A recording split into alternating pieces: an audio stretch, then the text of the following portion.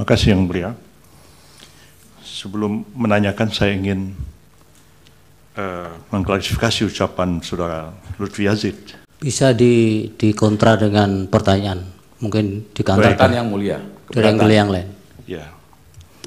Kata-kata yang mengatakan, andai kata saya Gibran, saya akan minta kepada dia, adalah kata-kata yang tidak logis.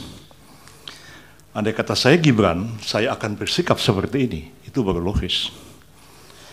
Jadi yang saya ucapkan adalah, andai kata saya Gibran, saya memilih saya tidak akan maju, karena saya tahu bahwa putusan ini problematik. Pertanyaan yang mendasar adalah kepada saudara ahli, adalah satu perdebatan yang tak berujung di dalam filsafat hukum ketika kita mencari keadilan dan kepastian hukum. Kita tahu al-adlah adalah substansi daripada hukum itu sendiri. Tapi ketika kita berbicara dalam konteks penyelenggaraan negara, kita tidak mungkin mencari sesuatu yang tak berujung, tapi kita harus mengambil sebuah keputusan. Bahwa betul putusan 90 itu problematik kalau dilihat dari filsafat hukum, etik, dan lain-lain. Tapi dari segi kepastian hukum, putusan 90 itu jelas sekali. Pertanyaan saya kepada saudara adalah, ketika saudara menginginkan mahkamah ini lebih substansi membahas sesuatu sampai kepada keadilan yang hakiki, pertanyaannya sampai kapan kita akan menyelesaikan persoalan ini? Kita tahu dalam filsafat hukum persoalan keadilan dan kepastian hukum itu sesuatu yang sulit dipertemukan, tapi ketika kita dihadapkan pada kasus yang konkret, menurut saudara, apakah kita harus berdebat tentang keadilan yang tak berujung, atau kita harus mengakhirinya dengan sebuah kepastian hukum? Demikian pertanyaan saya. Yang Mulia. Ya, satu pertanyaan Pak Fahri. Ya, terima kasih Yang Mulia. Pak Aan ya, Pak Prof. Tadi berbicara tentang dasar kewenangan Mahkamah Konstitusi untuk mengadili. Tadi sudah disempitkan untuk ada berapa frasa di sini belum, tidak dapat atau tidak ingin gitu ya melaksanakan proses-proses yang barangkali seperti yang telah dikonstatir oleh saudara ahli tadi. Sehingga dengan demikian Mahkamah dipaksa untuk barangkali mengambil alih persoalan-persoalan seperti itu.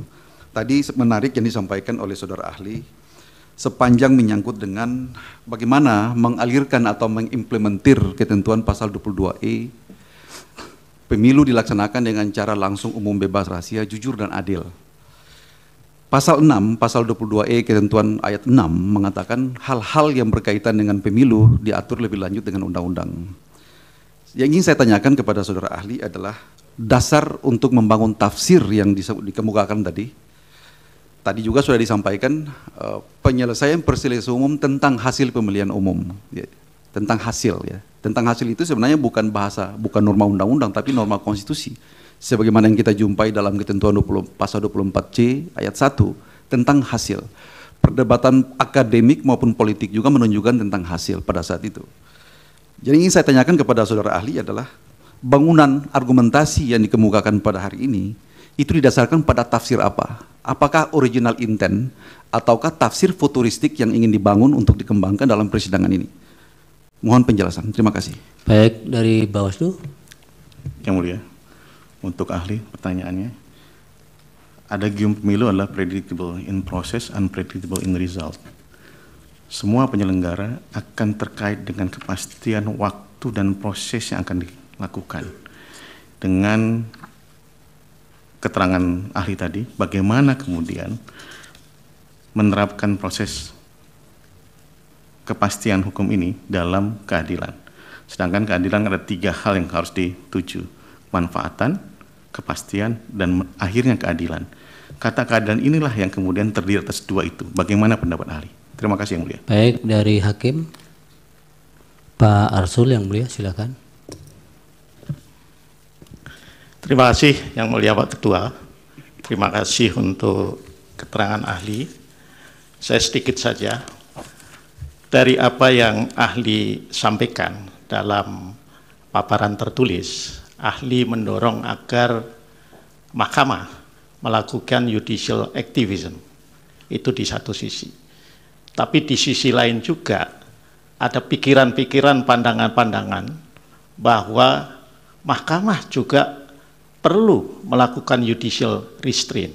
Nah, saya ingin tanya dalam konteks antara judicial activism dengan judicial restraint itu posisi mahkamah kalau menurut ahli sebaiknya seperti apa? Ya, apalagi mahkamah seperti yang tadi disinggung oleh Bawaslu itu dibatasi oleh legal framework tertentu seperti menyelesaikan perselisihan ini dalam waktu 14 hari. Terima kasih. Silakan Pak An, singkat-singkat saja jawabnya. Baik, terima kasih Yang Mulia. Mohon izin menjawab. Pertama, pertanyaan dari Pak Lutfi. Apakah hanya hasil? Jelas tadi dalam paparan saya sampaikan bahwa tidak terbatas pada hasil. Proses juga termasuk. Yang kedua, putusan 90 cacat hukum yang serius. Ini juga sudah diuji oleh Mahkamah, putusan 90, dan putusan berikutnya dari Mahkamah adalah mempertimbangkan atau menimbang sebagai ratio decidendi masalah usia adalah open legal policy. Tentunya di situ Mahkamah secara halus sudah mengoreksinya. Kemudian yang berikutnya, Hakim MK terkait dengan keyakinan hakim apakah tidak kemudian menjadi hal yang penting. Tadi juga sudah saya sampaikan bahwa MK itu memutus berdasarkan Undang-Undang Dasar dan keyakinan hakim, sehingga tidak terlalu terikat oleh ketentuan undang-undang. Kemudian pertanyaan dari termohon, ini sangat panjang, termohon tentunya perlu riset soal semua bunyi dari ketentuan, tapi berpijak pada pandangan saya yang pertama bahwa mahkamah itu beyond undang-undang. Mahkamah itu bisa langsung menguji, memeriksa berdasarkan undang-undang dasar. Tidak terlalu banyak pasal-pasal dalam undang-undang yang harus dipijak oleh mahkamah, kecuali sesuai sumpahnya adalah undang-undang dasar. Kalau kita lihat pasal 6A Undang-Undang Dasar, pasal 6A Undang-Undang Dasar sudah jelas bahwasannya presiden dan wakil presiden yang memperoleh suara lebih dari 50% dan seterusnya. Ini memang menyebut angka, tidak mungkin tidak menyebut angka, karena adalah suatu pemilihan dan vote satu suara dihargai oleh negara. Tapi persoalannya adalah mahkamah harus memastikan suara yang diberikan ini harus sesuai dengan 22E Undang-Undang Dasar. Harus sesuai dengan azas-azas pemilu, sehingga membaca 6A tidak terlepas dari 22E. Boleh angka sebagai suatu perlombaan, suatu kontestasi untuk memperoleh sebanyak-banyaknya, tapi angka sebanyak-banyaknya itu harus diperoleh dari prinsip-prinsip yang mengalir dari pasal 22E ayat 1 Undang-Undang Dasar 45. Yang kedua, dari pihak terkait. Bagaimana menempatkan keadilan dan kepastian hukum ini? Mohon izin mahkamah kalau diperkenankan, mungkin slide tadi yang belum sempat saya baca, tapi sepertinya ada di situ jawabannya. Kalau boleh ditampilkan. Ya, bisa sambil dinarasikan. Baik. Silakan. Yang judulnya dalam slide ini terkait dengan unwilling dan unable. Memang kepastian hukum itu menjadi sangat penting, apalagi dalam sebuah kontestasi. Azas yang berlaku di sini adalah ubi ius incertum, ibi ius nullum. Tidak ada kepastian hukum, maka tidak ada hukum. Dan memang benar, semuanya harus ada akhirnya. Litis finiri oportet. Disinilah peran Mahkamah Konstitusi untuk menciptakan kepastian hukum itu dan untuk mengakhiri perkara-perkara atau masalah-masalah yang berkembang. Saya yakin banyak sekali pengaduan-pengaduan ke Bawaslu yang masih belum selesai atau belum sempurna diselesaikan oleh Bawaslu. Tugas siapa? Perkara harus selesai. Mahkamahlah tempat terakhir untuk menyelesaikannya. Kemudian dalam masalah ini tentunya mahkamah harus berpegang bahwasannya tidak ada lagi proses hukum yang dapat ditempuh untuk menilai kebenaran dan keadilan.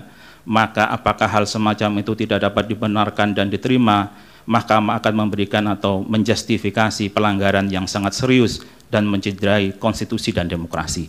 Inilah titik akhirnya yang harus mengakhiri semua perkara yang ada di tangan mahkamah.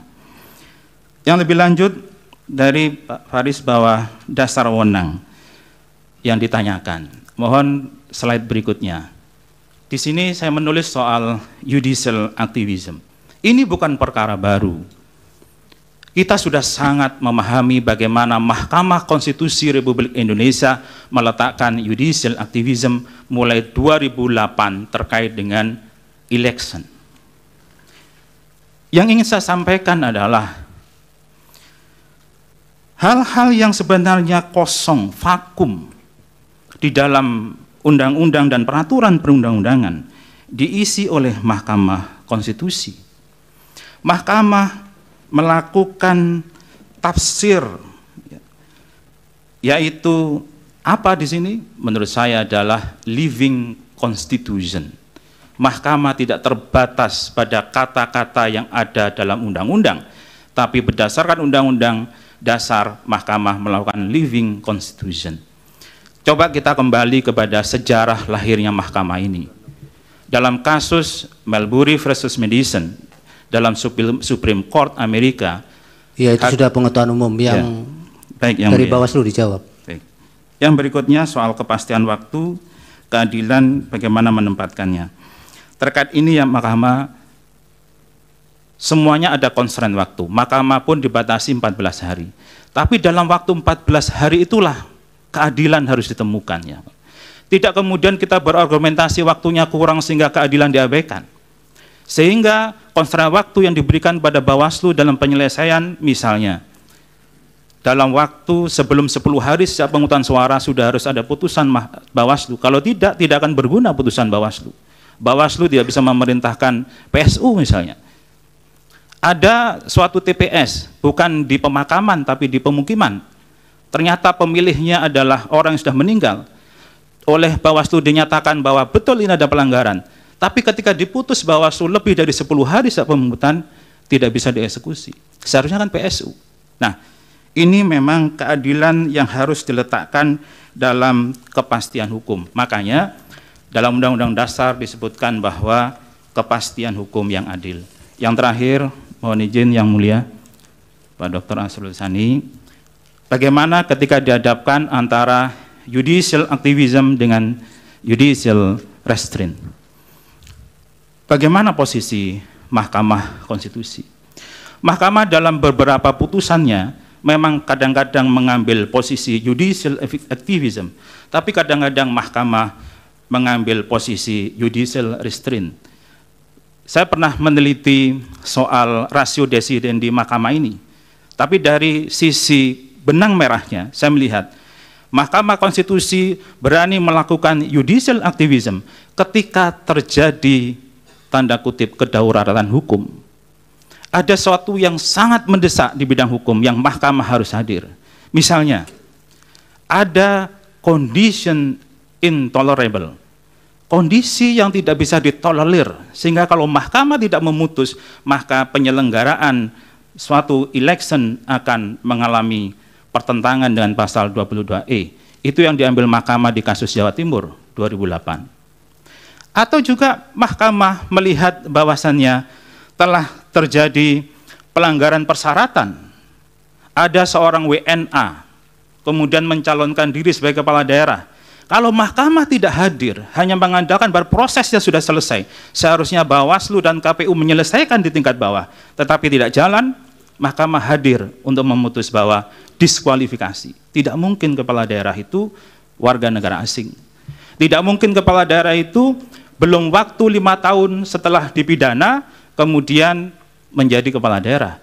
Tidak mungkin kepala daerah ketika hukumnya masih lama, mantan terpidana. Ini mahkamah hadir dalam posisi-posisi yang intolerable. Ya, Pak, Anda cukup. Terima kasih. Yang ya. Baik, terima kasih Pak An keterangannya dari ahli, nanti mudah-mudahan bisa menjadi pertimbangan mahkamah di dalam mengambil keputusan.